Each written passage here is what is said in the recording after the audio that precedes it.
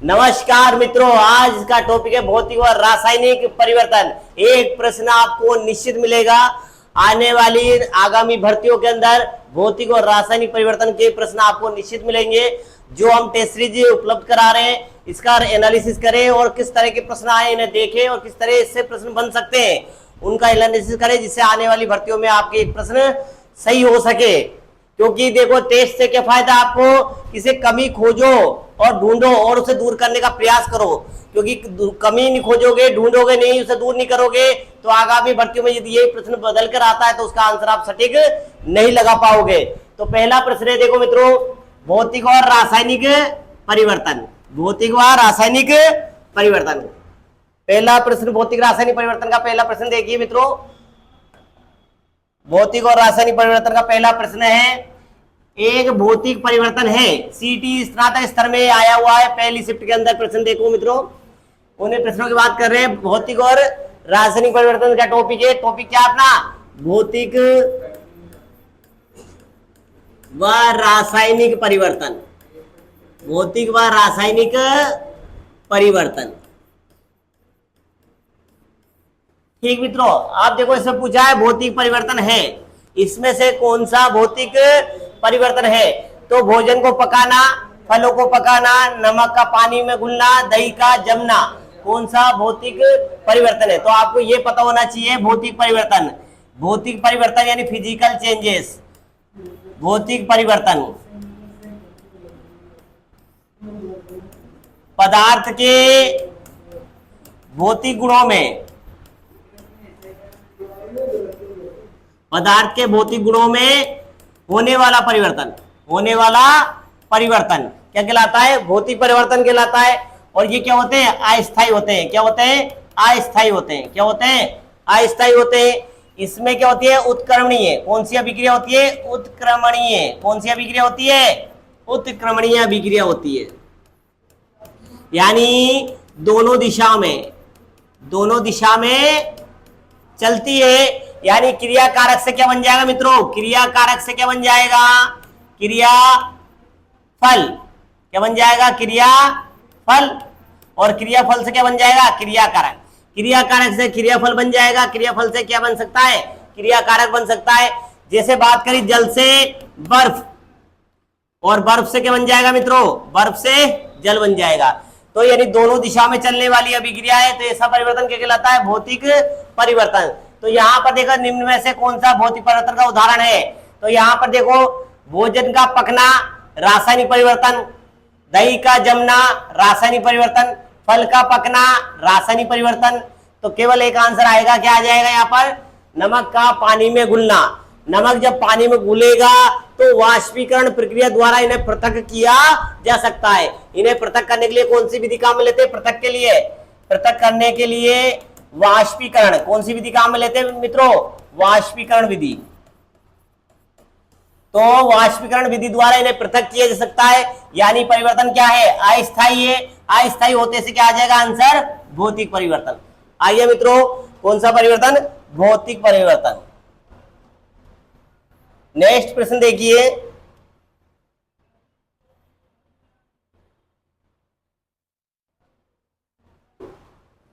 निम्न में से उन कथनों का चयन कीजिए जो सत्य नहीं है। क्या है मित्रों? जो सत्य नहीं है। उस प्रश्नों का चयन कीजिए जो क्या नहीं है? सत्य नहीं है। जो प्रश्न सत्य नहीं है उनका क्या करो? चयन कीजिए। तो आपको सबसे पहले प्रश्न ढंग से पढ़ना है। वह पूछा है सही नहीं है, कौन सा निम्न में से सही नहीं है? अब यहाँ पर कोई परिवर्तन नहीं दे रखा, ये भी आया हुआ प्रश्न है। देखो मित्रों, ये भी आया हुआ प्रश्न है। आपको ध्यान रखें, इसमें नहीं दे रखा भौतिक परिवर्तन या रासायनिक परिवर्तन बताइए। केवल इसमें कथन निष्कर्ष बताना है, कथन सही है या गलत है। कथनों की क्या स्थितियां हैं ये आपको बतानी है मित्रों। कथनों की क्या स्थितियां हैं? लकड़ी के लट्ठे को टुकड़े से में काटना एक रासायनिक परिवर्तन है। यदि लकड़ी के टुकड़े को, यहां से टुकड़े को 3-4 भागों में काट देंगे तो क्या ये रासायनिक परिवर्तन है? दूसरा आपसे पूछा, पत्तियों से खाद बनना एक भौतिक परिवर्तन है। तो क्या पत्तियों से खाद बनना भौतिक परिवर्तन है? गलत बात है। भाप का संघनन एक रासायनिक परिवर्तन नहीं है, ये बात सही है, रासायनिक नहीं है। भाप का संघनन होना यानी जल का वाष्प का काय में बदलना, वाष्प का क्या बन जाएगा, वाष्प का जल में बदलना, ठीक, और जल का वापस वाष्प में बदलना। तो ये क्या है, भौतिक परिवर्तन। कौन सा परिवर्तन है, भौतिक। तो बिल्कुल सही है, परिवर्तन रासायनिक नहीं है। लोहे और जंग दोनों समान होते हैं, लोहे और जंग दोनों पदार्थ के होते हैं, समान होते हैं मित्रों, दोनों पदार्थ के होते हैं, समान होते हैं। या क्या स्थितियां सही हो सकती है, तो देखो यहां पर ये कथन गलत होगा, लोहे और जंग दोनों समान पदार्थ है, ये सही बात है। लोहे पर क्या लगता है, जंग लगता है, तो कौन सा है, देखो पहला सही आंसर, दूसरा और तीसरा, यानी क्या आ जाएगा आंसर, ए बी डी। क्या आ जाएगा मित्रों, ए बी डी। अब नेक्स्ट प्रश्न देखिए,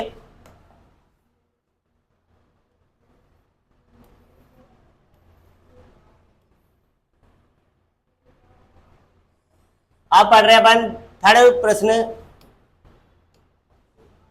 यहां पर पढ़े, देखो भौतिक परिवर्तन नहीं है। क्या नहीं है मित्रों, भौतिक परिवर्तन नहीं है। निम्न में से कौन सा भौतिक परिवर्तन का उदाहरण नहीं है, लकड़ी के लट्ठों को काटना, चौक के पाउडर का धूल में चूर्ण बनना, जल का वाष्पीकरण होना, लोहे की अलमारी पर जंग लगना। यानी भौतिक नहीं है, इसका मतलब क्या हो जाएगा, भौतिक नहीं है तो इसका मतलब क्या होगा, वो वे रासायनिक है। भौतिक नहीं है इसका मतलब क्या है, वो रासायनिक परिवर्तन है। और रासायनिक परिवर्तन में क्या होता है, रासायनिक गुणों में क्या हो जाता है, परिवर्तन। रासायनिक गुणों में क्या हो जाता है, परिवर्तन। रासायनिक गुणों में परिवर्तन हो जाता है। दूसरा ये क्या होते हैं, स्थायी होते हैं। ये परिवर्तन क्या होते हैं, स्थायी होते हैं। जैसे बात करी हमने दूध से दही बनना, तो दूध से दही तो बन जाएगा, पर दही से दूध बनेगा क्या, नहीं बन सकता। यानी कौन सी अभिक्रिया होगी, ये अनुत्क्रमणीय। कौन सी अभिक्रिया होगी, अनुत्क्रमणीय, यानी एक दिशात्मक। क्या होगी मित्रों, एक दिशात्मक। कौन सी अभिक्रिया होगी, एक दिशात्मक अभिक्रिया है। कौन सी, रासायनिक परिवर्तन। कौन सा परिवर्तन, रासायनिक परिवर्तन।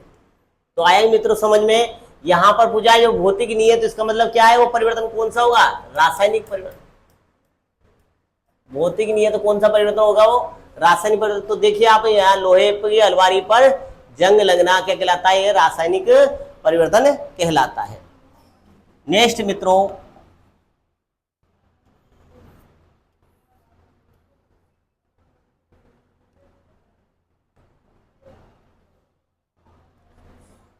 देखो एक रासायनिक परिवर्तन के लिए निम्न में से कौन सा कथन सही नहीं है। देखो कहाँ चेंज किया गया है, एंड में जाकर आपको बताया इसमें से रासायनिक परिवर्तन नहीं है। अभी हाल मैंने बताया, पहला भौतिक नहीं है तो रासायनिक है, और रासायनिक नहीं है तो कौन सा फिर वो भौतिक परिवर्तन होगा। सीईटी 12th लेवल के अंदर थर्ड शिफ्ट में आया हुआ प्रश्न है, उन्हीं प्रश्नों को पढ़ा जा रहा है, आपको समझाया जा रहा है जो प्रश्न आ चुके हैं, और इनसे किस प्रकार के प्रश्न बन सकते हैं आप समझने का प्रयास करें। रासायनिक परिवर्तन नहीं है, क्या है, रासायनिक परिवर्तन के लिए वो कथन सही नहीं है। इसका मतलब कौन सा परिवर्तन है, वो भौतिक परिवर्तन को दर्शाता है। किसको दर्शाता है, रासायनिक परिवर्तन नहीं है, इसका मतलब क्या है, वो भौतिक परिवर्तन होगा। कौन सा परिवर्तन होगा, भौतिक।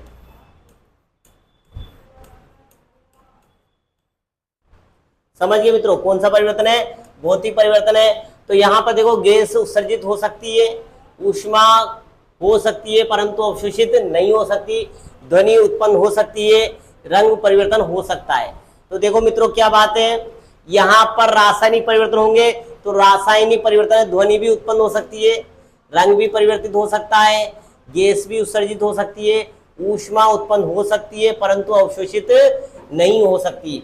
तो आप तो बताइए मित्रों, ऊष्मा अवशोषित हो सकती है लेकिन वो नहीं हो सकती, सही है क्या गलत है कथन, जल्दी बताओ मित्रों कौन सा कथन आंसर आएगा इसमें।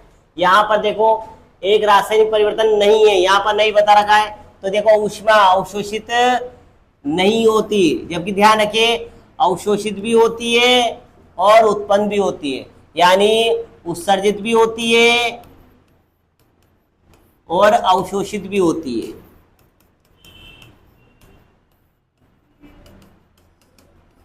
किसमें मित्रों, रासायनिक परिवर्तन में। कौन से परिवर्तन में, रासायनिक परिवर्तन। रासायनिक परिवर्तन उत्सर्जित भी होती है, अवशोषित भी होती है, जबकि यहाँ क्या लिख रखा है, अवशोषित कभी भी नहीं होती, जबकि कभी अवशोषित भी हो सकती है और उत्सर्जित भी हो सकती है। तो आपका सही आंसर क्यों ऐसा होगा मित्रों, यहाँ पर ये वाला आंसर नहीं है, तो आंसर हो जाएगा दूसरे नंबर का आंसर बिल्कुल सही होगा। नेक्स्ट प्रश्न की बात कर रहे हैं मित्रों, ये ध्यान रखिए आप, चतुर्श्रेणी राजस्थान चतुर्श्रेणी के अंदर ये टॉपिक दे रखा है, राजस्थान पुलिस के अंदर पेपर में दे रखा है, पटवारी के पेपर में भी है यही प्रश्न, यही टॉपिक आपका भौतिक और रासायनिक परिवर्तन जो है आपका पशु परिचर में था, और यही किसमें आया, चतुर्श्रेणी भर्ती के अंदर आया। तो ध्यान रखिए इन प्रश्नों को आप एनालिसिस करें किस तरह गवर्नमेंट ने इससे प्रश्न दिए हैं। देखो तांबे की बात करें, यहाँ पर तांबे के बर्तनों को आर्द्र वायु में खुला रखने पर बनने का कारण उन पर हरी परत उत्पन्न हो जाती है। यानी आपको बताया धातु पर हरी परत, धातु पर अतिरिक्त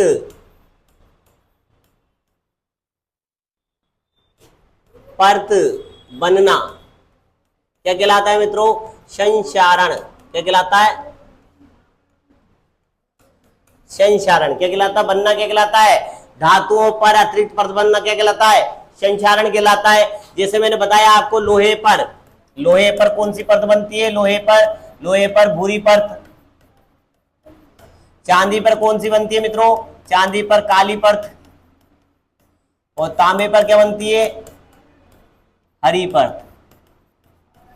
तो ये पूछा गया मित्रों, तांबे पर जो हरी परत बन रही है वो किस कारण बनती है, कॉपर ऑक्साइड के कारण, कॉपर कार्बोनेट के कारण, कॉपर सल्फेट के कारण, कॉपर नाइट्रेट के कारण।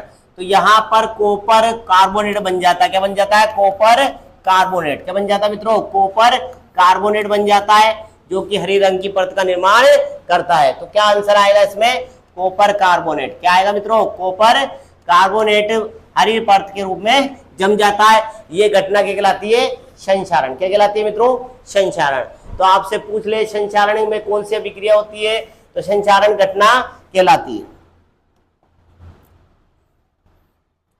ध्यान रखिए मित्रों, यही प्रश्न अगर आपसे दोबारा पूछा जाता है और आपसे पूछा जाता है तांबे की क्रिया, जब वायु की उपस्थिति में तांबे को जलाया जाता है तो वो कौन सी परत बनाता है, वो काली परत बनाता है। कौन सी परत बनाता है, काली परत बनाता है। वो काली परत बनती है कॉपर ऑक्साइड से। किससे बनती है, कॉपर ऑक्साइड से। जबकि हरी परत किससे बनी है मित्रों, कॉपर कार्बोनेट से। किससे बना है, कॉपर कार्बोनेट। आने वाले वर्षों में पेपर में आ सकता है। तो कॉपर पे काली परत बनती है, वो गर्म करने से बनती है, वो कॉपर ऑक्साइड की बनती है। किसकी बनती है, कॉपर ऑक्साइड की। आप देखो मित्रों, नया प्रश्न देखो, वो रासायनिक परिवर्तन नहीं है। यहाँ पर निम्न में से भी रासायनिक, पशु परिचर में हाल ही में आया हुआ प्रश्न, प्रथम चरण की भर्ती में आया है। निम्न में से रासायनिक परिवर्तन नहीं है, यानी कहने का मतलब रासायनिक परिवर्तन नहीं है, इसका मतलब कौन सा हो सकता है, भौतिक हो सकता है। रासायनिक नहीं है तो कौन सा परिवर्तन है, भौतिक परिवर्तन होगा। तो आपको देखना है मित्रों इसमें भौतिक परिवर्तन कौन सा है। इसमें देखो आप, भौतिक परिवर्तन कौन सा, अंगूर का किण्वन होना, भोजन का पाचन, हिमशैल या बर्फ का पिघलना, या फलों का पकना। तो ये तो रासायनिक परिवर्तन नहीं है। तो कौन सा नहीं है मित्रों, यहाँ पर हिमशैल यानी बर्फ का पिघलना। बर्फ बनेगी, बर्फ से क्या हो जाएगा मित्रों, बर्फ से क्या बन जाएगा, जल, और जल से क्या बन जाएगा, बर्फ। दोनों दिशा में चल रही है, यानी क्या है, ये अस्थायी है। क्या है, अस्थायी है। तो कौन सा परिवर्तन हो जाएगा, भौतिक। तो इसलिए आंसर क्या आ जाएगा यहाँ पर, बर्फ का पिघलना। कौन सा आ जाएगा, बर्फ का पिघलना।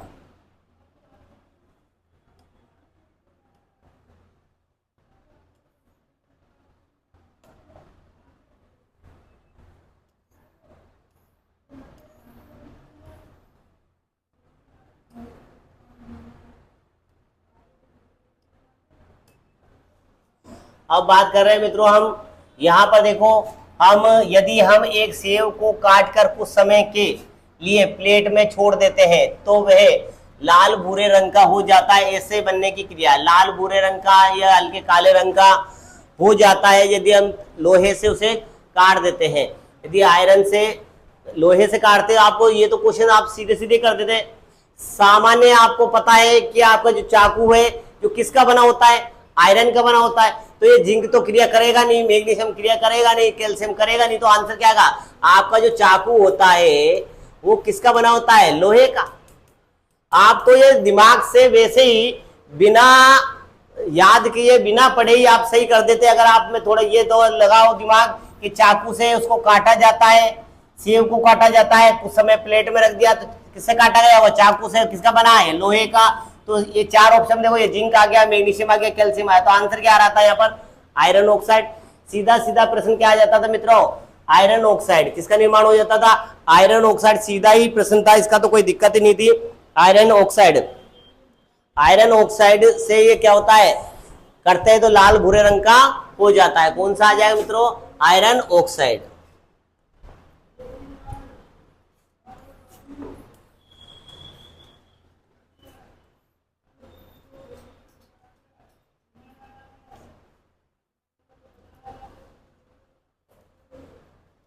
देखो मित्रों, हम बात कर रहे हैं निम्न में से कौन सा भौतिक परिवर्तन का उदाहरण है? निम्न में से कौन सा भौतिक परिवर्तन का उदाहरण है? किसका? भौतिक परिवर्तन का।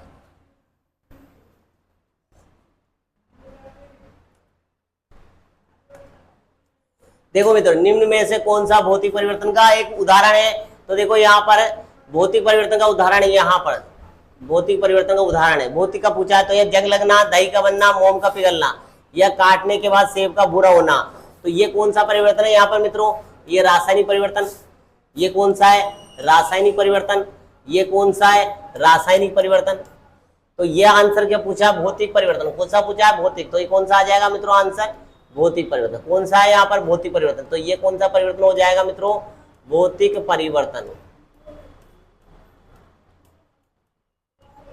कौन सा हो जाएगा? भौतिक परिवर्तन। देखो, जंग लगना, दही बनना, मोम का पिघलना, तो आपको ध्यान रखना चाहिए रासायनिक परिवर्तन। ये भौतिक परिवर्तन हो गया।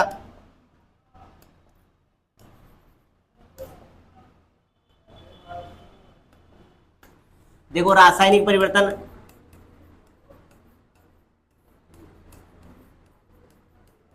रासायनिक परिवर्तन के एग्जाम्पल याद रखें। कौन कौन से होते हैं? दही, दूध से दही बनना, लकड़ी, कोयला, कार्बन, कागज का जलना, अगरबत्ती का जलना, कागज का जलना, कोयले का जलना, लकड़ी का जलना, सब क्या आएंगे? जलना। कौन सा परिवर्तन है? रासायनिक परिवर्तन। दूध से दही का बनना। दूसरा बात करें किण्वन। कौन सा? किण्वन या एल्कोहल, या एल्कोहल बनाना, या कंपोस्ट, खाद बनाना, भोजन पकाना, ये सब किस में आएंगे मित्रों? रासायनिक परिवर्तन में। ये सारे उदाहरण रासायनिक परिवर्तन के। तो आप तो देखो, जंग लगना, यहाँ पर जंग लगने की बात है, जंग लगना भी है, यानी संचारण। संचारण का अर्थ क्या होता है मित्रों? जंग लगना, जंग लगना। तो जंग लगना, संचारण, ये भी क्या किसकी घटना है मित्रों? रासायनिक परिवर्तन। किसकी? रासायनिक परिवर्तन। और यहाँ पूछा है भौतिक परिवर्तन का उदाहरण है, तो भौतिक परिवर्तन का उदाहरण कौन सा? मोम का पिघलना। तो यहाँ पर ये लोहे पर जंग लगना, ये कौन सा? रासायनिक। दही का बनना, रासायनिक परिवर्तन। काटने पर सेब का भूरा होना, रासायनिक परिवर्तन। पूछा क्या है? भौतिक। तो आंसर क्या आएगा मित्रों? थर्ड नंबर का ऑप्शन बिल्कुल राइट है। थर्ड नंबर का ऑप्शन क्या है? मोम का पिघलना। तो ध्यान रखिए, मोम का पिघलना भौतिक परिवर्तन है, जबकि जलना क्या है? रासायनिक परिवर्तन है। जबकि मोमबत्ती का जलना रासायनिक परिवर्तन है। मोमबत्ती का जलना मित्रों ध्यान रखना, मोमबत्ती का जलना रासायनिक परिवर्तन। ठीक। और प्रश्न यूं पूछ ले आपसे, मोमबत्ती के जलते समय परिवर्तन, तो कौन सा आएगा? भौतिक व रासायनिक। भौतिक व रासायनिक। तो क्या आएगा मित्रों यहाँ पर? दोनों। क्या आ जाएंगे? दोनों। मोस्ट इंपोर्टेंट ध्यान रखें, दोनों ही राइट है। यहाँ पर क्या आ जाएगा, भौतिक भी आएगा और रासायनिक। जलते समय कौन सा परिवर्तन होता है, तो जलते समय या जलना और जलते समय, तो जलते समय कौन सा परिवर्तन होगा, भौतिक और रासायनिक, दोनों ही परिवर्तन माने जाते हैं। ठीक मित्रों, नेक्स्ट प्रश्न देखिए।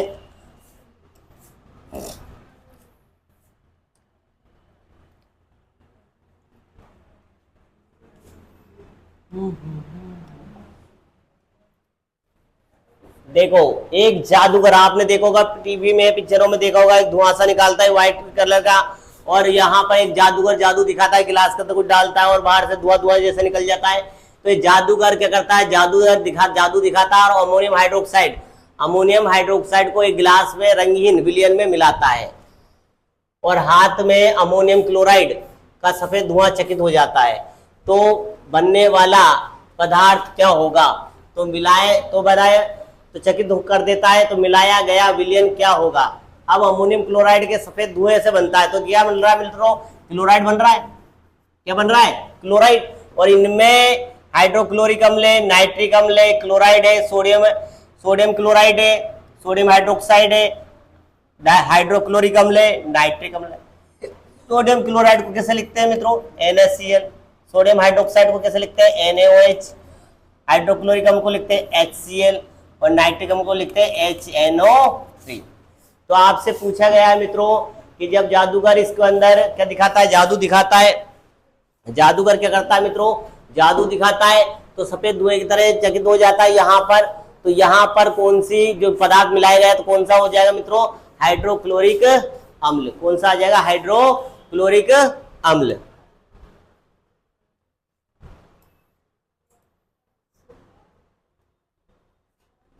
तो मित्रों ध्यान रखिए, जितने भी प्रश्न बताए जा रहे हैं, जितने भी प्रश्न आ रहे हैं, इन प्रश्नों को आप सावधानी पूर्वक पढ़ें, इन प्रश्नों को देखें किस तरह प्रश्न आए हुए हैं, इनका सॉल्यूशन करें और इनको याद करें। और आपको देखिए इनसे नए नए प्रश्न किस प्रकार बन रहे हैं, इसी के लिए प्रैक्टिस के लिए आपको ये सेवा उपलब्ध कराई जा रही है। निम्न में से कौन से कथन सही नहीं है, सही है या नहीं है, वो ध्यान में रखें। आपको प्रश्न पूरा पढ़ना है एंड तक, सही है या सही नहीं है। पशु परिचर में आया हुआ है, ध्यान रखें। भौतिक परिवर्तन उत्क्रमणीय अभिक्रिया और स्थिर होते हैं। रासायनिक परिवर्तन की बात करें, रासायनिक परिवर्तन गैर उत्क्रमणीय और स्थिर होते हैं। भौतिक परिवर्तन उत्क्रमणीय और अस्थिर होते हैं। रासायनिक परिवर्तन जो होते हैं वो गैर उत्क्रमणीय माने जाते हैं। तो निम्न में से कौन सा प्रश्न जो है बिल्कुल सही होगा, आप तो आंसर बताइए, निम्न में से कौन सा आंसर सही होगा। यहाँ पर देखो कौन सा कथन, भौतिक परिवर्तन उत्क्रमणीय और स्थिर होते हैं, तो ध्यान रखिए स्थिर नहीं होते। यहाँ पर क्या गलत है, या क्या होते हैं, अस्थायी होते। तो यहाँ पर कौन सा कथन गलत सही है, तो ये तो गलत है। दूसरा देखो, रासायनिक परिवर्तन गैर उत्क्रमणीय यानी स्थिर होते हैं, बिल्कुल सही है। यानी यहाँ क्या होते हैं, उत्क्रमणीय होती है और क्या होते हैं, स्थायी होते हैं, यानी ये क्वेश्चन बिल्कुल सही है। दूसरा देखो, भौतिक परिवर्तन उत्क्रमणीय और अस्थिर होते हैं, तो भौतिक परिवर्तन उत्क्रमणीय भी होते हैं और यहाँ पर ये हो गया स्थायी और ये हो गया उत्क्रमणीय, एक दिशा में, दोनों दिशा में चल रहा है। और क्या है, अस्थिर अस्थायी, कौन, भौतिक परिवर्तन, तो बिल्कुल सही है, ये भी सही है। ये दिया रासायनिक परिवर्तन के लिए, ये भी सही है। अब देखो, रासायनिक परिवर्तन गैर उत्क्रमणीय और अस्थिर,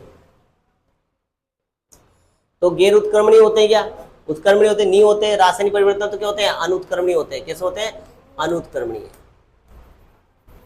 यानी ये तो एक दिशात्मक चलते हैं, ये तो गैर उत्क्रमणीय। रासायनिक परिवर्तन गैर उत्क्रमणीय पदार्थ होते हैं। तो यहाँ पर देखो, रासायनिक परिवर्तन गैर उत्क्रमणीय और अस्थिर होते हैं। जब अस्थिर होते हैं स्थायी होते हैं। क्या होते हैं, स्थायी होते हैं।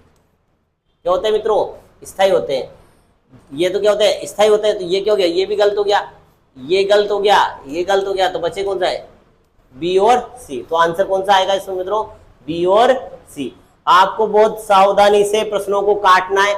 आपने मित्रों प्रश्नों को काट दिया तो आसानी से दिक्कत नहीं आएगी, और आपने प्रश्न नहीं काट पाए तो फिर दिक्कत आ जाएगी। जैसे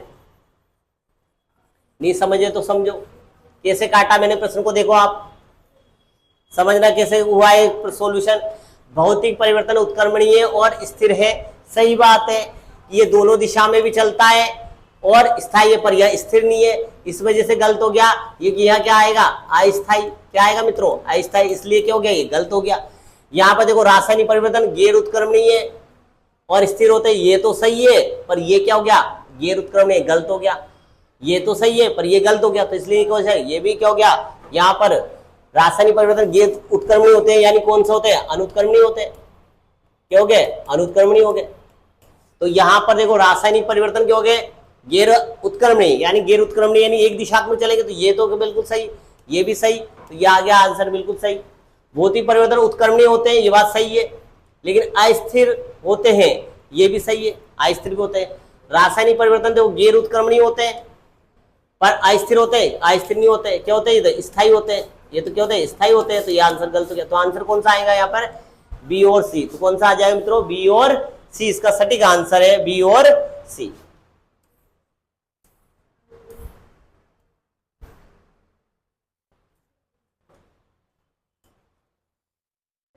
देखो मित्रों अब नया प्रश्न देखिए आप, वायु के आधिक्य की मौजूदगी में सल्फर डाइऑक्साइड या सल्फाइड गैस को गर्म करने पर क्रिया कहलाती है। तो ध्यान रखिए मित्रों, सल्फर डाइऑक्साइड की जो क्रिया है वो क्रिया क्या कहलाती है, आप बताइए। निम्न में से सल्फर डाइऑक्साइड की क्रिया क्या कहलाती है। तो यहाँ पर देखो निस्तापन कहलाती है, कैल्सिनेशन कहलाती है, या भर्जन कहलाती है, अपचयन कहलाती है, या विद्युत अपघटन। विद्युत अपघटन का अर्थ होता है टूटना, क्या होता है, टूटना। अपचयन का अर्थ होता है ऑक्सीकरण, अपचयन नाम सुना होगा, यानी हाइड्रोजन से क्रिया करना। भर्जन के अंदर क्या होता है, सल्फाइड अयस्क, किसका, सल्फाइड अयस्कों का सांद्रण होता है, किसका, सल्फाइड अयस्क। तो ध्यान रखिए इसमें कार्बोनेट का आएगा, इसमें क्या आता है, कार्बोनेट का, और इसमें कौन सा आता है, सल्फाइडो का, किसका होता है, सल्फाइडो। तो कौन सा आंसर सटीक होगा आपका, भर्जन। क्या आएगा आंसर मित्रों, भर्जन। कौन सा आंसर आएगा, भर्जन आंसर आएगा मित्रों, कौन सा आएगा, भर्जन।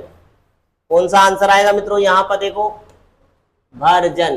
तो आपको ध्यान रखिए कौन सा, बहुत बढ़िया प्रश्न है, मोस्ट इंपोर्टेंट प्रश्न है, बहुत बढ़िया प्रश्न है। सल्फाइड अयस्कों का वेराइटी वाला प्रश्न देखो, सल्फाइड अयस्कों का देखो 12th लेवल के पेपर में आया, सीईटी में फर्स्ट शिफ्ट के अंदर आया है।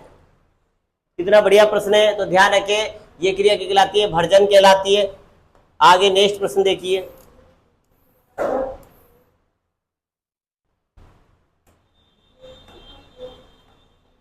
यहाँ पर निम्न में से दी गई समीकरण में यहाँ पर बताया गया, ये यहाँ पर आज कोई दिक्कत नहीं है, दिया गया रासायनिक समीकरण, जो कैल्शियम ऑक्साइड जल से क्रिया कर लेता है, कैल्शियम हाइड्रोक्साइड बना लेता है और हीट ऊष्मा बाहर निकाल देता है, जल बाहर निकाल देता है। तो एक दोहरी विस्थापन अभिक्रिया है, ये संयोजन अभिक्रिया है, या विघटन अभिप्रतिक्रिया है। देखिए आप मित्रों, आप प्रयास कीजिए प्रश्न करने का कि दिए गई जो अभिक्रिया है किसके उपलक्ष्य में की जा रही है, दी गई अभिक्रिया किसके उपलक्ष्य में की जा रही है। आप ध्यान से देखो इस प्रश्न को कि किसके उपलक्ष्य में की जा रही है। रासायनिक दिया गया रासायनिक समीकरण, यहाँ पर देखो कैल्शियम ऑक्साइड, इसे कहते हैं बिना भुजा चूना, और कैल्शियम हाइड्रोक्साइड इसे कहते हैं भुजा हुआ चूना, जो काय में काम आ रहा है, सफेदी करने में।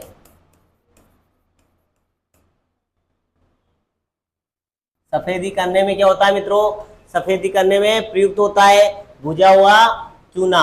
तो भुजा हुआ चूना जिसे कहते हैं दूधिया चूना, क्या कहते हैं, दूधिया चूना कहते हैं, भुजा हुआ चूना कहते हैं, या दूधिया चूना कहते हैं। ये दूधिया चूना जो होता है मित्रों, ये दूधिया चूना होता है, भुजा हुआ चूना कहलाता है, क्या कहलाता है, भुजा हुआ चूना। तो भुजा हुआ चूना यहाँ पर ये सफेदी करने में लाता है, और यह सफेदी करने में काम प्रयुक्त होता है। अब ये वाला सफेदी का भुजा हुआ चूना जल के साथ होगा, ये कैल्शियम बन गया बिना भुजा चूना। तो आपको मित्रों बताइए,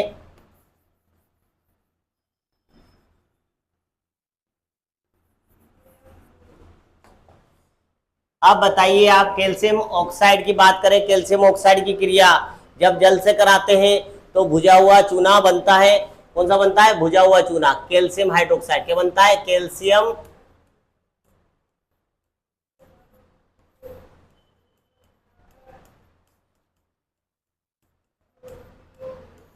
कैल्शियम हाइड्रोक्साइड बनता है, और कैल्शियम हाइड्रोक्साइड बनता है तो उसके साथ क्या छोड़ देता है मित्रों, क्या दे देता है वापस, कैल्शियम हाइड्रोक्साइड के साथ क्या देता है ये, कैल्शियम हाइड्रोक्साइड के साथ क्या देता है, अलग अलग क्रिया देता है। एक दोहरी विस्थापन अभिक्रिया है, दोहरी विस्थापन अभिक्रिया है, 2 बार विस्थापन अभिक्रिया में यानी 2 बार विभाजन होगा, 2 बार विस्थापन होगा।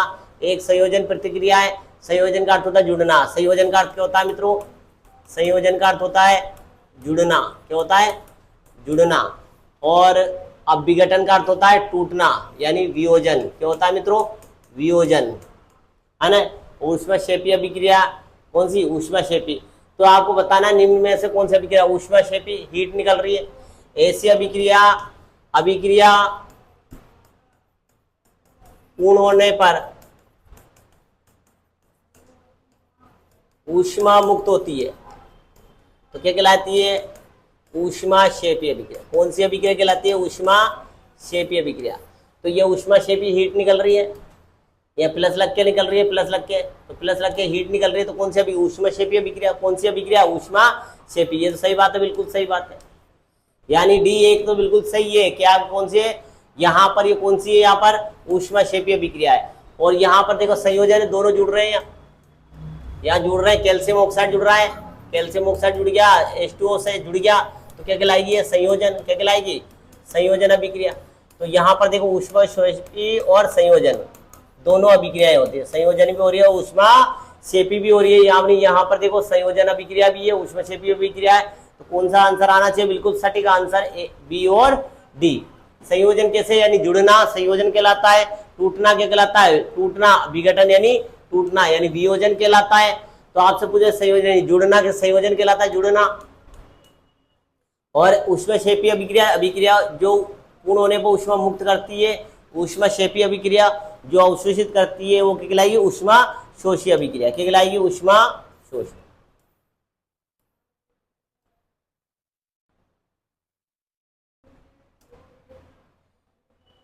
देखो ऑक्सीकृत हो जाता है, यहाँ पर देखो निम्न में से मैग्नीशियम, मैग्नीशियम जो है क्या बन जाता है मित्रों, मैग्नीशियम क्या बन रहा है यहाँ पर, मैग्नीशियम क्या बन रहा है मित्रों, यहाँ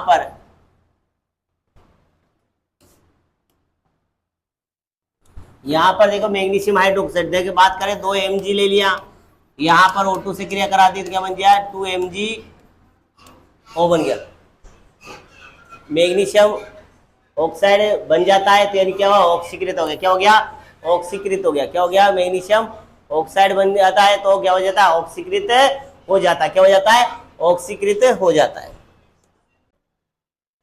हम पढ़ रहे थे 13वां प्रश्न कंप्लीट हो चुका है। अब देखिए जो 14 नंबर का प्रश्न, निम्न में से सुमेलित कीजिए। देखो क्या करना है मित्रों, निम्न में से क्या करना है, सुमेलित करना है आपको, निम्न में से मिलान करना है। इसमें एक फायदा, यदि आपको 2 प्रश्न के भी, 2 के भी आंसर पता है तो पूरा क्वेश्चन बिल्कुल राइट होगा आपका। यदि इनमें से आप घटना देखिए, इनमें से आपको यहाँ पर ऑक्सीकरण, अपघटन, अपचायक और ऑक्सीकरण यदि पता है तो आपको सटीक आंसर प्राप्त हो जाएगा। यदि आपको पता है ऑक्सीकरण किसे कहते हैं, तो आपको पता है ऑक्सीकरण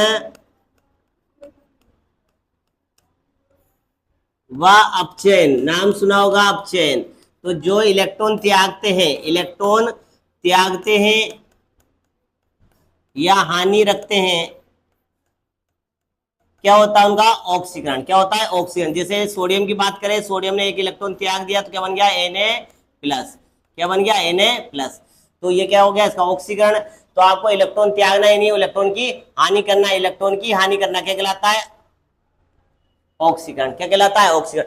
यदि आपको एक ऑप्शन पता है कि पहले का कौन सा फोर्थ है, तो पहले का फोर्थ है कि इसमें देखो, पहले का फोर्थ ये रहा, पहले एक ही ऑप्शन से आपको आंसर मिल जाएगा, पहले का ही फोर्थ आ गया।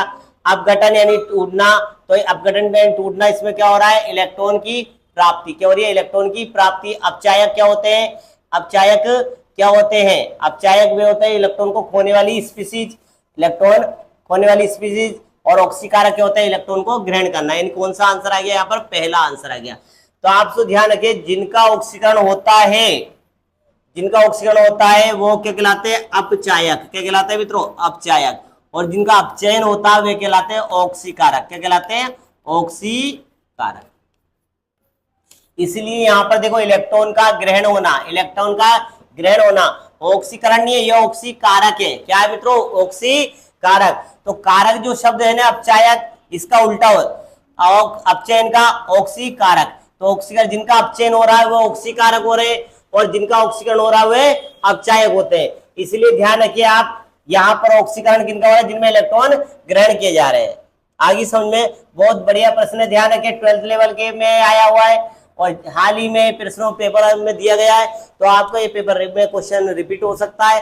तो भौतिक रासायनिक परिवर्तन से जो प्रश्न आए उनका अपन एनालिसिस कर रहे हैं। तो देखिए आप किस वेराइटी का प्रश्न आया है। आपको देखो, जब आपको इसके अंदर तक का आपको पता होना चाहिए, इलेक्ट्रॉन लेता है या देता है, ऑक्सीजन से क्रिया कर रहा है, हाइड्रोजन से क्रिया कर रहा है, तो आपको पता है ऑक्सीकरण, और एक पता है अपचयन। तो ध्यान रखना, ऑक्सीकरण में तो क्या होता है? ऑक्सीजन जुड़ती है, और इधर क्या होता है? हाइड्रोजन जुड़ती है या ऑक्सीजन हटती है। यहां पर क्या है? हाइड्रोजन ऑक्सीजन जुड़ती है या हाइड्रोजन हटती है, या हाइड्रोजन हटती है। ध्यान रखो। दूसरा क्या है यहाँ पर? यह इलेक्ट्रॉन त्यागे जाते हैं, इलेक्ट्रॉन त्यागे जाते हैं, यह इलेक्ट्रॉन ग्रहण होते हैं। ये क्या होते हैं? इलेक्ट्रॉन ग्रहण होते हैं। यह पर ध्यान रखो, ऑक्सीकरण अभिक्रिया या ऋण तत्व जो नहीं माइनस तत्व जो होता है, ऋण तत्व माइनस तत्व बढ़ते हैं,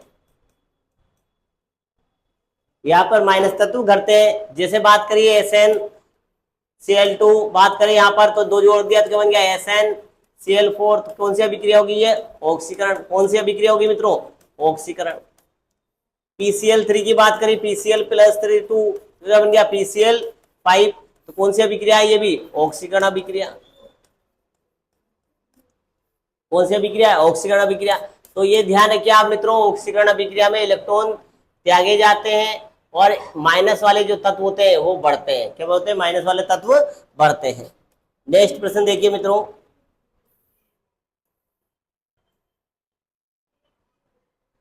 यहां पर देखिए हेबर विधि। हेबर विधि का पता ही है आपको, अमोनिया का संश्लेषण। यहां पर देखिए अमोनिया का संश्लेषण हेबर विधि से, अमोनिया से संबंध रखता है। किससे? अमोनिया से। किससे?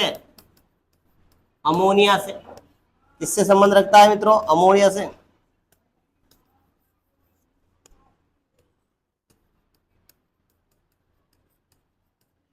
किससे संबंध रखता है? अमोनिया से। हेबर विधि का बात करें, यहाँ पर हेबर विधि में किसका उपयोग किया जाता है? तो यहाँ पर हेबर विधि में Fe तो क्या होता है? उत्प्रेरक, और एमओ क्या होता है? वर्धक। क्या होता है? वर्धक। ये ध्यान रखिए, यहां पर उत्प्रेरक जो अभिक्रियाशीलता अभिक्रियाशीलता बढ़ाता है, यहां पर वर्धक जो उत्प्रेरक की क्रियाशीलता बढ़ाते हैं, उत्प्रेरक की क्रियाशीलता बढ़ाता है।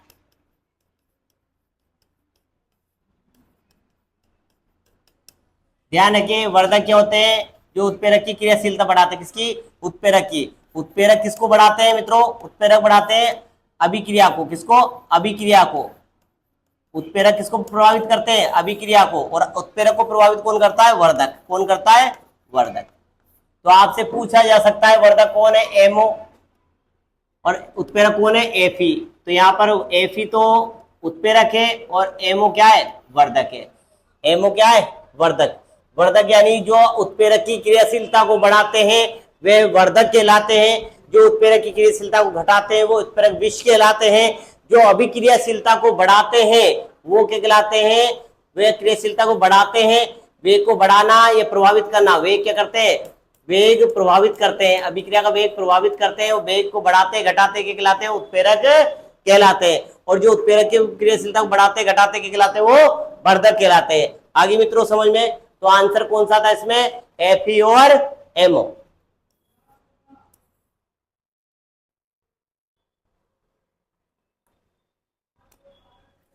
देखो, निकेल उत्प्रेरक की उपस्थिति में तेल से हाइड्रोजनीकरण उपचार करने पर वसा बनती है। निकेल उत्प्रेरक की उपस्थिति में तेल का हाइड्रोजन के साथ उपचार करने पर वसा बनती है। एक उदाहरण है, ये CET 12th लेवल में आया है। तो ध्यान रखिए, ये अभिक्रिया ये अभिक्रिया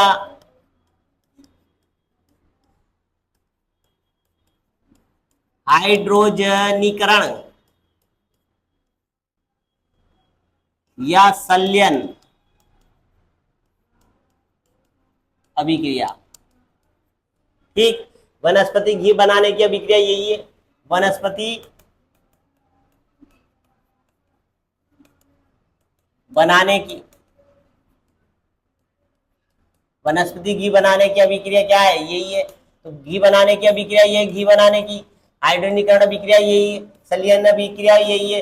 तो यहाँ पर कौन सा आंसर आएगा बताओ मित्रों? निकिल उत्प्रेरक की उपस्थिति में हाइड्रोजनीकरण अभिक्रिया करती है तो अभिक्रिया क्या कहलाती है? तो क्या आएगा? योगात्मक अभिक्रिया। कौन सी आएगी?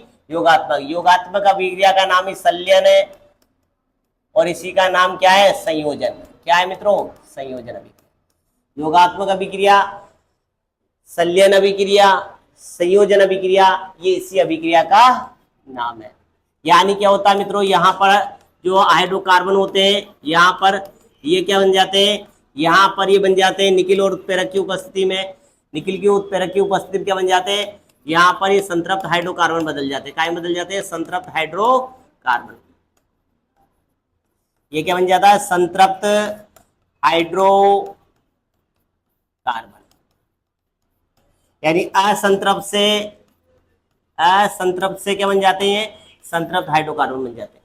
निकिल और प्लेटिनियम की उपस्थिति में क्या होता है? यहाँ पर ये बनते हैं। तो ध्यान रखिए, यह अभिक्रिया है मित्रों।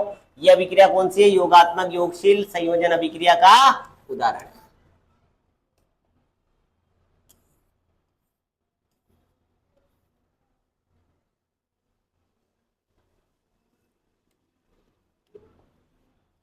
यहाँ पर देखो मित्रों, निम्न में से कौन सा भौतिक परिवर्तन का उदाहरण है? भौतिक परिवर्तन कौन सा है? अम्लीकृत, देखो यहाँ पर देखो, मैग्नीशियम के तार का हवा में जलना, गर्म करने पर प्लेटिनम तार का चमकना, अम्लीकृत जल का विद्युत अपघटन होना, चूने के पानी में कार्बन डाइऑक्साइड प्रवाहित करना। तो भौतिक परिवर्तन का उदाहरण है। कौन सा भौतिक परिवर्तन का उदाहरण है? ये बताइए मित्रों, कौन सा भौतिक परिवर्तन का उदाहरण है? यह आपको बताना है कि भौतिक परिवर्तन क्या होता है, क्या नहीं होता है, यह आपको पता होना चाहिए। भौतिक परिवर्तन ही पता नहीं है। भौतिक परिवर्तन और रासायनिक परिवर्तन मैंने पढ़ाया आपको। भौतिक परिवर्तन और रासायनिक परिवर्तन क्या होता है? तो ये देखिए आप, यहाँ पर गर्म करने पर प्लेटिनम का तार का चमकना, ये कौन सा परिवर्तन है? रासायनिक परिवर्तन। कौन सा है? रासायनिक परिवर्तन। ये कौन सा परिवर्तन है मित्रों? ये रासायनिक परिवर्तन नहीं है। कौन सा परिवर्तन आ जाएगा? तो ये भौतिक परिवर्तन। कौन सा परिवर्तन है? भौतिक परिवर्तन है। ये रासायनिक परिवर्तन नहीं है।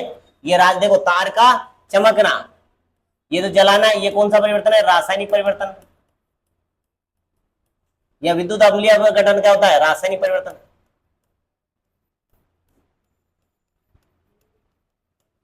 चूने का पानी में जलना, ये भी कौन सा है? रासायनिक परिवर्तन। तो यह पूछा भौतिक परिवर्तन, कौन सा भौतिक परिवर्तन? तो गर्म करने पर प्लेटिनम तार का चमकना, ये ध्यान रखना, चमकना। कौन सा? बहुत रासायनिक परिवर्तन नहीं है। तो रासायनिक नहीं है तो कौन सा आएगा? ये भौतिक परिवर्तन। कौन सा परिवर्तन है? भौतिक परिवर्तन है। तो ध्यान रखें, बल्ब का जलना, बल्ब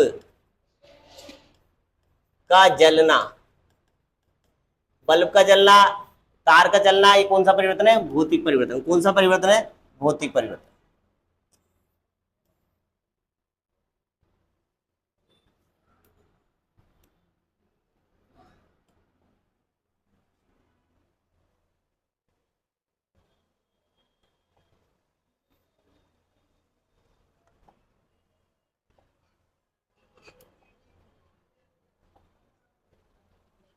देखो, मेहंदी द्वारा गहरा भूरा अथवा थोड़ा लाल रंग का होने लग जाता है, जिम्मेदार कौन सा है?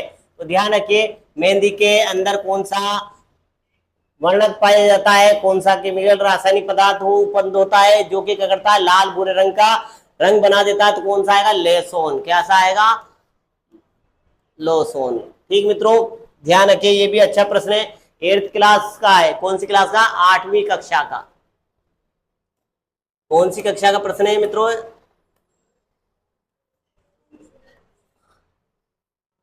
कक्षा 8 की पुस्तक का प्रश्न है। तो ध्यान रखिए मित्रों, 8वीं क्लास से ये प्रश्न लिया गया है, 8वीं क्लास से। तो आपको मित्र प्रश्नों का ध्यान रखना है, किस तरह प्रश्न आए हैं इसमें। आगे भी देखो, कर सहायक की बात करें,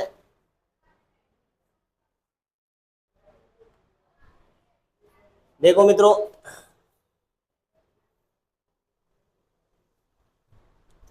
यह बात कर रहे हैं बंद निकाय में भौतिक व रासायनिक परिवर्तनों के समय गुणांक परिवर्तित होते हैं, रहता है। क्या कौन सा गुणांक परिवर्तित अपरिवर्तित रहता है? तो कौन सा गुणांक अपरिवर्तित रहता है, यानी बदलता नहीं है। अपरिवर्तित यानी बदलता नहीं है, जो बदलता नहीं है वो क्या अपरिवर्तित रहता है। तो कौन सा है? द्रव्यमान, कण का विन्यास, आकार और घनत्व। तो किस में परिवर्तन में, किसके अंदर परिवर्तन नहीं होता? आपको बताना है कि किसके अंदर परिवर्तन नहीं होता, किस तत्व के अंदर परिवर्तन नहीं होता, वो आपको बताना है किस चीज के अंदर। तो एक तो द्रव्यमान में, आयतन में कोई परिवर्तन नहीं होता, उसके द्रव्यमान और आयतन में कोई परिवर्तन नहीं होगा। तो आंसर क्या आएगा मित्रों यहाँ पर? द्रव्यमान। यानी किसी भी वस्तु का, पदार्थ का, व्यक्ति का मास यानी द्रव्यमान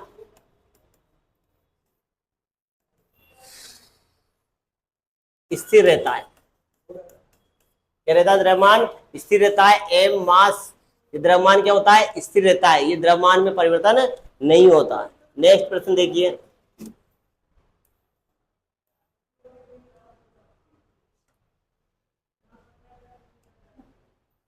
दूसरा देखिए मित्रों, यहां पर दी गई अभिक्रिया में निम्न में से कौन सा अवक्षेप है? अवक्षेप का अर्थ होता है तल में प्राप्त होने, अवक्षेप यानी तल में प्राप्त होने वाला, तल में प्राप्त होने वाला, तल में प्राप्त होने वाला। जैसे परखनली है, परखनली के तल में यहाँ पर प्राप्त हो जाएगा, यहाँ पर जो सॉल्यूशन प्राप्त होगा नीचे, ये सॉल्यूशन क्या? अवक्षेप कहलाएगा। क्या कहलाता है? अवक्षेप। और यह अभिक्रिया क्या कहलाती है? यह अभिक्रिया क्या कहलाती है? अवक्षेपण। अभिक्रिया क्या कहलाती है? अवक्षेपण। तो ध्यान रखिए, अवक्षेपण अभिक्रिया। तो अवक्षेप के रूप में कौन प्राप्त होता है? Barium sulphate. क्या प्राप्त होता है? Barium sulphate. आंसर क्या आएगा? Barium sulphate. तो क्या आएगा आंसर? बेरियम सल्फेट आएगा, BaSO4। ये अवक्षेप के रूप में प्राप्त होता है। किसके रूप में प्राप्त होता है? अवक्षेप के रूप में प्राप्त होता है। ये कौन सी अभिक्रिया है? किस प्रकार की अभिक्रिया है? किस प्रकार की अभिक्रिया है? तो क्या आएगा आंसर यहाँ पर? द्विविस्थापन। कौन सा है मित्रों? द्विविस्थापन।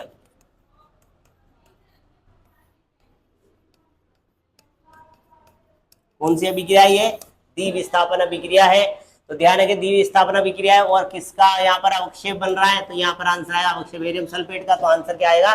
BaSO4। BaSO4। तो आंसर दूसरे नंबर का सही है बिल्कुल आंसर।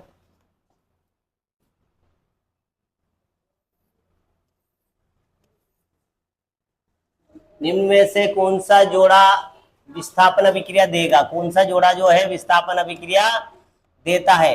तो कौन सा जो है विस्थापन अभिक्रिया देता है?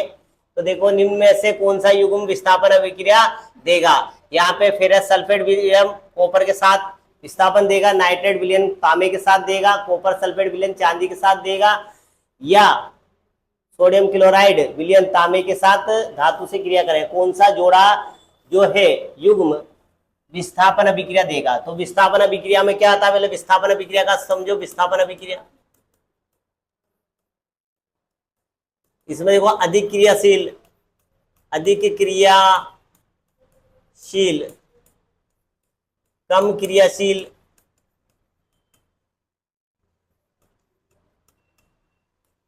तत्व को विस्थापित करता है या हटाता है। कम क्रियाशील तत्व को क्या कर देता है? विस्थापित कर देता है या हटा देता है। तो अधिक क्रियाशील मैंने बताया तत्व आपका अधिक क्रियाशील तत्व। यहाँ पर अधिक क्रियाशील कौन सा है? FeSO4, AgNO3, copper oxide, silver चांदी और सिल्वर। तो इनमें से अधिक क्रियाशील कौन सा है? Ferrous Fe। यहाँ में देखो मैंने बताया काना कैसे मांगे अली जिन फिर प्रभु है क्यों पारो आ गया है। तो देखो काना कैसे मांगे अली जिन फिर प्रभु है क्यों पारो आ गया। तो यहाँ पर क्या आ गया, यहाँ पर एफी, एफी की क्रियाशीलता ज्यादा है। किसकी क्रियाशीलता ज्यादा है, एफी की क्रियाशीलता अधिक है। एफी अधिक क्रियाशील है, यहाँ पर अधिक क्रियाशील है कोष की तुलना में, कॉपर की तुलना में। तो कॉपर की तुलना में कौन अधिक क्रियाशील है, यहाँ पर एफी। कॉपर की तुलना में कौन अधिक क्रियाशील है, एफी। अब एफी अधिक क्रियाशील है तो विस्थापन अभिक्रिया कौन दर्शाएगा, यहाँ पर एफी दर्शाएगा। तो कौन सा आएगा, एफीएसओ4। कौन सा आ जाएगा मित्रों, एफीएसओ4। एफीएसओ4 क्या है, एक विस्थापन अभिक्रिया का उदाहरण है। कौन सा, विस्थापन अभिक्रिया। विस्थापन अभिक्रिया क्या होती है मित्रों, ऐसी अभिक्रिया जिसमें अधिक क्रियाशील कम क्रियाशील का स्थान ग्रहण कर लेता है, वो ऐसी अभिक्रिया क्या कहलाती है, विस्थापन अभिक्रिया कहलाती है। क्या कहलाती है मित्रों, विस्थापन अभिक्रिया कहलाती है। नेक्स्ट प्रश्न देखिए मित्रों, बात कर रहे हैं निम्न में से कौन सा रासायनिक परिवर्तन नहीं है।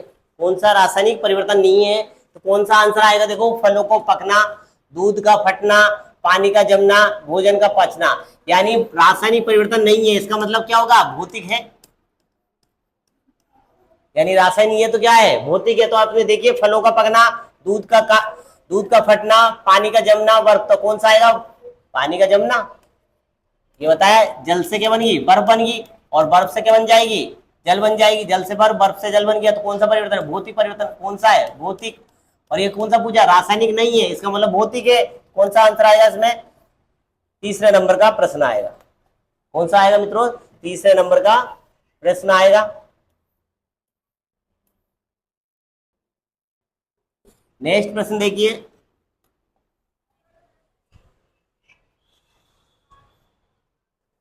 जंग का रासायनिक सूत्र। यहां पर देखो जंग जो लग रहा है, यहां पर रासायनिक सूत्र शीघ्र लिपि सेकंड ग्रेड, ध्यान रखो किस में आया ये, शीघ्र लिपि सेकंड ग्रेड के अंदर ये प्रश्न आया है जंग का, कि जंग का सूत्र क्या हो सकता है मित्रों। जंग का सूत्र बताइए, जंग का सूत्र, रासायनिक सूत्र बताइए जंग का। तो ये तो क्या है, आयरन है, यानी फेरस है। क्या है, आयरन, या आयरन ऑक्साइड है, ये फेरस सल्फेट है। ये क्या है, फेरस सल्फेट है। ये क्या है, फेरिक ऑक्साइड, क्या है, ऑक्साइड है। और ये फेरस है, और ये क्या है, फेरिक ऑक्साइड। तो क्या है, जंग का सूत्र क्या है, फेरिक ऑक्साइड। और यह फेरिक ऑक्साइड के साथ क्या जुड़ जाता है मित्रों, यहाँ पर फेरिक ऑक्साइड के साथ क्या जुड़ जाता है, जल के अणु जुड़ जाते हैं। यहाँ पर क्या जुड़ जाता है, जल के अणु जुड़ जाते हैं। जल के अणु जुड़ने से क्या हो जाता है मित्रों, यहाँ पर देखिए जल के अणु जुड़ जाएगा। तो यहाँ पर जल का अणु जुड़ते से H2O जुड़ जाएगा, और H2O जुड़ते से क्या हो जाएगा, यहाँ पर फेरिक ऑक्साइड। तो ये किसका फॉर्मूला आ जाता है, जंग का। लोहे पर जंग का फॉर्मूला है। लोहे पर जंग का लगाए तो क्या जंग, फेरिक ऑक्साइड। क्या बन जाएगा, फेरिक ऑक्साइड। फेरिक ऑक्साइड क्या बन जाएगा मित्रों, फेरिक ऑक्साइड।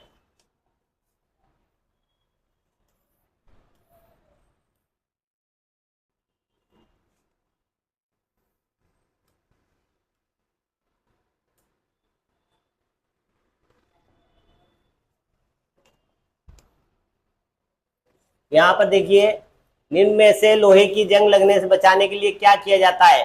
जंग लगाने से बचाने के लिए क्या किया जाता है, तो यहाँ पर आपको बताएं यशद लेपन। क्या किया जाता है मित्रों, यशद लेपन किया जाता है। गैल्वेनाइजेशन करण की जिसको कहते हैं, यशद लेपन किया जाता है।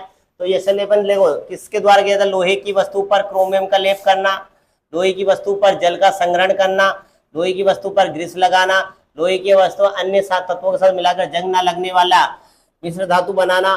तो कौन सा आंसर आपके लिए उपयुक्त माना जा सकता है।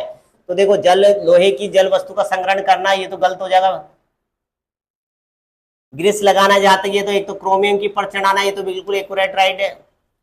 अब एक्यूरेट राइट है, देखो ये तो भाई बिल्कुल सही है कि लोहे की वस्तु पर क्रोमियम या जिंक की लेप चढ़ा दिया जाता है। या तो जिंक का लेप चढ़ाओ, किसका, जिंक का लेप चढ़ाओ, या फिर किसका, लोहे का लेप चढ़ाओ। लोहे पर वस्तु पर जिंक का लेप या क्रोमियम का लेप चढ़ेगा। लोहे की वस्तु पर जल का संग्रहण, ये तो गलत हो जाएगा। लोहे की वस्तु पर ग्रीस लगाना, ये भी बिल्कुल सही है।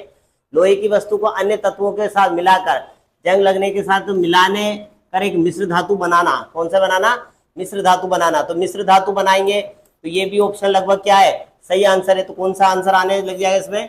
ए, सी और डी। यहां पर जिंक क्रोमियम के स्थान पर क्या है, जिंक का भी उपयोग किया जा सकता है।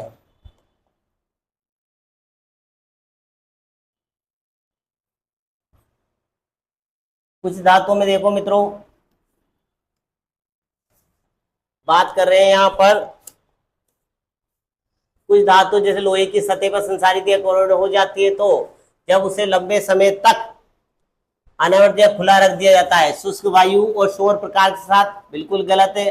जल के साथ, आर्द्र वायु के साथ, जल और प्रकाश के साथ। कुछ धातुएं लोहे की तरह संसारित हो जाती है जब उसे रखा जाता है। जब कुछ धातुओं को संसारित हो जाती है तो रखा जाता है। किसमें रखा जाता है आप बताइए मित्रों? शुष्क वायु में। तो ये तो प्रश्न गलत हो गया। जल में ये जरूरी नहीं। ये देखो यहाँ पर सौर प्रकाश में ये भी नहीं। तो आंसर क्या आएगा? आर्द्र वायु में। आर्द्र का अर्थ होता है नमी वाली। क्या होता है? नमी युक्त वायु। तो पहला आंसर क्या आ जाएगा? आर्द्र वायु के अंदर इसका रखा जाता है। ये प्रश्न देखो दोबारा, थोड़ी देर पहले ये प्रश्न आया, पहले मेहंदी के नाम से आया, अब किसके नाम से आ गया? हीना के नाम से। तो ध्यान रखिए मित्रों, हीना को ही मेहंदी कहते हैं। हीना को ही क्या कह रहे हैं हम? मेहंदी कहते हैं। और मेहंदी का जो प्रश्न थोड़ी देर पहले एक शिफ्ट में आया, इससे पहले ही दूसरी शिफ्ट में भी आ चुका। देखो मित्रों, यही प्रश्न हीना यानी मेहंदी, क्या मित्रों? मेहंदी का। तो मेहंदी के अंदर कौन सा अपघटन वायु के सूर्य के प्रकाश के साथ क्रिया करके लाल गहरा रंग देता है?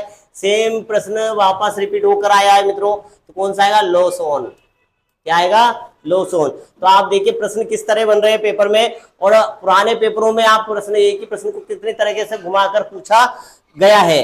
तो देखिए आप प्रश्नों का एनालिसिस करके आप इन प्रश्नों को याद रखने का प्रयास करें मित्रों।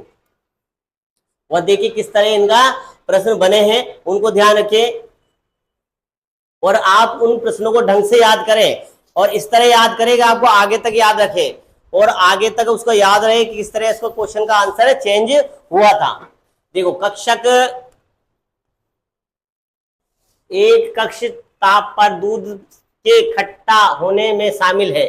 तो दूध के खट्टे होने में दूध से क्या हो गया? दूध से क्या बन गया? दही बन गया। दूध से क्या बन गया? दही बन गया। और दूध से दही बन गया तो लैक्टिक अम्ल। और जीवाणु का पूछ ले कौन सा जीवाणु है, तो कौन सा आएगा? लैक्टोबैसिलस। कौन सा जीवाणु है? लैक्टोबैसिलस। लैक्टोबैसिलस जीवाणु के कारण दूध से क्या बनता? दही बनता है। लेकिन यहां पर प्रश्न पूछा परिवर्तन, या पूछा है प्रश्न परिवर्तन से। क्या पूछा है? परिवर्तन। तो यह कौन सा परिवर्तन हो रहा है? तो कौन सा हो रहा है? रासायनिक परिवर्तन। कौन सा परिवर्तन हो रहा है मित्रों? रासायनिक परिवर्तन। यहाँ कमरे के ताप पर दूध के खट्टा होने में शामिल है। दूध का खट्टा होना यानी दूध का खराब होना। और दूध कब खराब होता है? जब उसमें कौन सा परिवर्तन होने लग जाता है? रासायनिक परिवर्तन होने लग जाता है।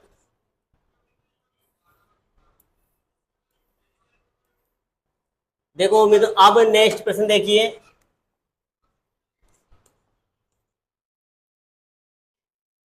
कौन सा रासायनिक परिवर्तन का है उदाहरण है? अब इनमें से कौन सा उदाहरण रासायनिक परिवर्तन का है?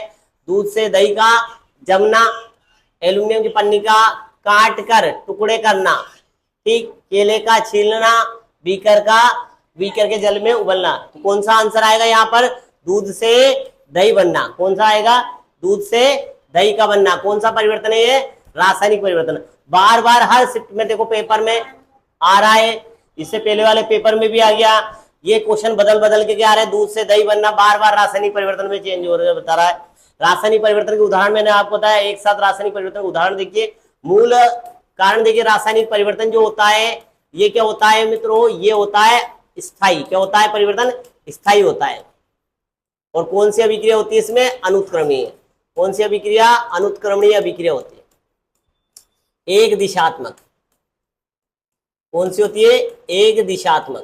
एक दिशात्मक अभिक्रिया होती है, यानी अनुत्क्रमणीय अभिक्रिया होती है रासायनिक परिवर्तन में। तो स्थायी होते हैं। तो स्थायी क्या होगा? दूध से दही का बनना। कौन सा परिवर्तन है? स्थायी परिवर्तन है। आप देखिए उसका आंसर कैसे लिया गया है। तीन ऑप्शन, यदि चार ऑप्शन के प्रश्न है तो चार ऑप्शन के प्रश्नों को कैसे काटा जा सकता है आप वो देखिए। निम्न में से कौन सा भौतिक परिवर्तन, आप देखो भौतिक परिवर्तन है तो कौन सा भौतिक परिवर्तन, देखो लकड़ी के लट्ठों का छोटे टुकड़ों में बदलना, लकड़ी का जलना, फलों का पकना, भोजन का पकना, ये नहीं है, ये नहीं है, ये नहीं है, तो आंसर क्या जाए, लकड़ी के लट्ठों का बदलना। कौन सा परिवर्तन है, भौतिक, ये भौतिक परिवर्तन है। ठीक, ये कौन सा है, रासायनिक परिवर्तन, ये भी रासायनिक परिवर्तन, और ये भी कौन सा हो गया, रासायनिक परिवर्तन। ये रासायनिक परिवर्तन के उदाहरण है, जबकि ये कौन सा उदाहरण है, लकड़ी के लट्ठों का काटना कौन सा परिवर्तन है, भौतिक परिवर्तन का उदाहरण है। स्टेनोग्राफर परीक्षा में 2021 में ही आया हुआ प्रश्न है।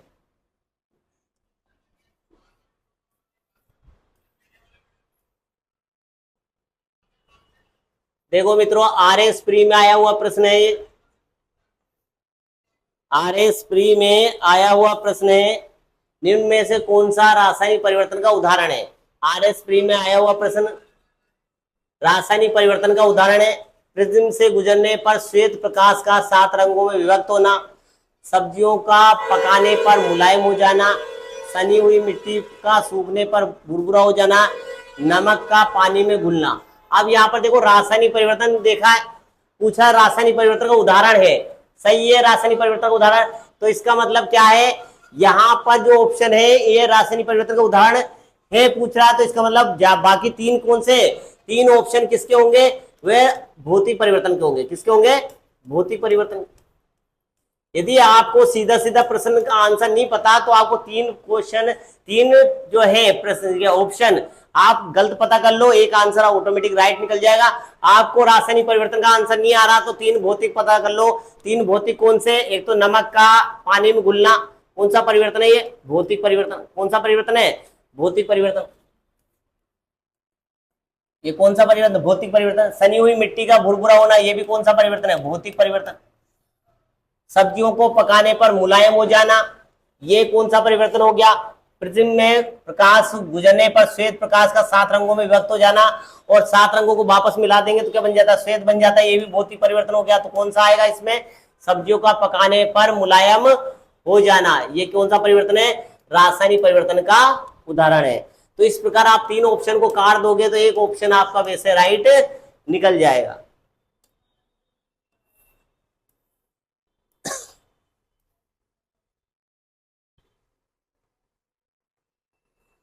आप देखिए मित्रों, हर बार प्रश्न उनसे संबंधित ही आ रहा है, भौतिक और रासायनिक परिवर्तन टॉपिक चल ही रहा है, हर बार प्रश्न उससे मिलता जुलता ही आ रहा है।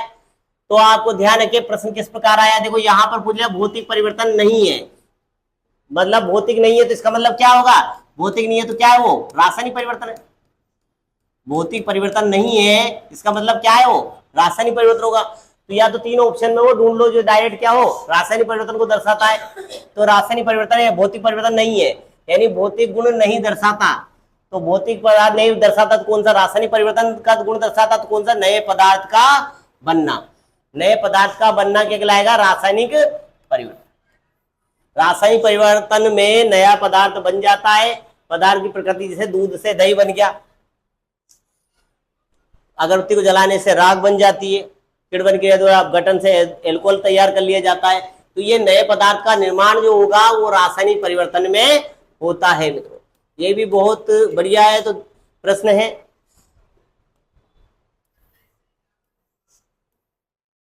निम्न में से एक भौतिक परिवर्तन नहीं है। यहां पर भी देखिए मित्रों, भौतिक परिवर्तन नहीं है।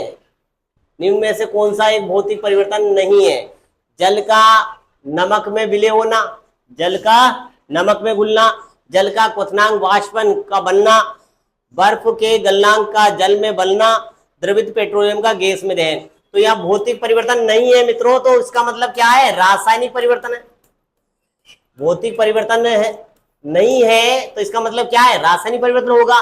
तो सीधा सीधा आपको क्या दिख रहा है यहाँ पर, रासायनिक परिवर्तन, द्रवित पेट्रोल का गैस में दहन, यानी ईंधन का जलना, कोयले का जलना, कार्बन का जलना, पेट्रोल का जलना, कागज का जलना, अगरबत्ती का जलना, ये सब किसके उदाहरण है, रासायनिक परिवर्तन के। तो यहां पर क्या ऑप्शन आएगा, रासायनिक परिवर्तन का कौन सा उदाहरण, द्रवित पेट्रोलियम दहन, क्योंकि यह पूछा भौतिक का नहीं है। अरे भौतिक का नहीं है तो भाई किसका है फिर, वो फिर रासायनिक परिवर्तन का है।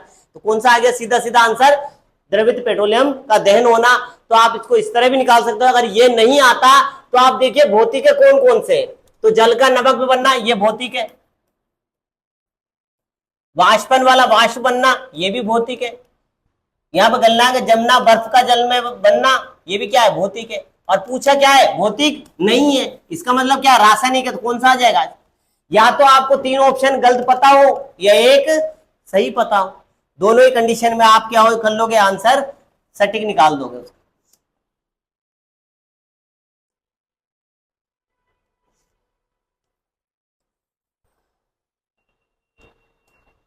नेक्स्ट प्रश्न देखिए मित्रों, हर प्रश्न को आप ये समझिए कि वही आपके पेपर में आ सकता है। आप सोचो नहीं नहीं ये नहीं आ सकता, वो आ जाएगा, वो ज्यादा इंपोर्टेंट। खुश नसीब वे नहीं होते जो हर वक्त बेहतरीन प्रश्न ढूंढते हैं, खुश नसीब वे नहीं होते जो हर वक्त बेहतरीन प्रश्न ढूंढते हैं, खुश नसीब वे होते हैं जो हर प्रश्न को बेहतरीन बना देते हैं। तो आप तो ये देखिए कि हर प्रश्न पेपर में आ सकता है, हर प्रश्न का आंसर आपको आना चाहिए, और किस तरह उस प्रश्न का आंसर निकलेगा। नए पदार्थ का निर्माण, नए पदार्थ का निर्माण देखिए, नए पदार्थ का निर्माण, नए पदार्थ का निर्माण होता है। तो आपको थोड़ी देर पहले ही बताया मैं, नए पदार्थ का निर्माण किससे हो रहा है, एसीटोन के वाष्पन से, कपूर के ऊर्ध्वापातन से, मक्खन के पिघलने से। तो आपको सीधा सीधा पता चल रहा है ये तो कौन से परिवर्तन है मित्रों, भौतिक परिवर्तन। और थोड़ी देर पहले ही बात करी अपन ने कि नए पदार्थ का निर्माण, नए पदार्थ का निर्माण किसमें होता है, रासायनिक परिवर्तन। किसमें होता है मित्रों, रासायनिक परिवर्तन। किसमें होता है, रासायनिक परिवर्तन में। नए पदार्थ का निर्माण किसमें हो रहा है, रासायनिक परिवर्तन में। तो रासायनिक परिवर्तन कौन सा उदाहरण है, कोयले का दहन, कोयले का दहन रासायनिक परिवर्तन का उदाहरण है। आगे समझ में मित्रों, इस प्रकार हमने भौतिक और रासायनिक परिवर्तन के ये 33 प्रश्न सोल्व किए हैं, जो कि पुरानी भर्तियों में आ चुके हैं। हम कल्पना करते हैं कि इसी प्रकार के प्रश्न बने हुए नई भर्ती में, जैसे चतुर्थ श्रेणी की भर्ती में, राजस्थान पुलिस की भर्ती में, रिट के अंदर ऐसे ही प्रश्न आपको देखने को मिल सकते हैं। आपको सिर्फ रटना नहीं है, समझना है कि उसका आंसर कैसे निकाला गया है। वो 4 ऑप्शनों में से 3 ऑप्शन कैसे काटे, तब जाके एक नया ऑप्शन कैसे राइट किया है। जब तक आप समझोगे नहीं तब तक आप उसको सही टिक नहीं लगा सकते। तो इसलिए हम कहते हैं इन प्रश्नों को आप एनालिसिस कीजिए, रटने का प्रयास मत कीजिए। धन्यवाद।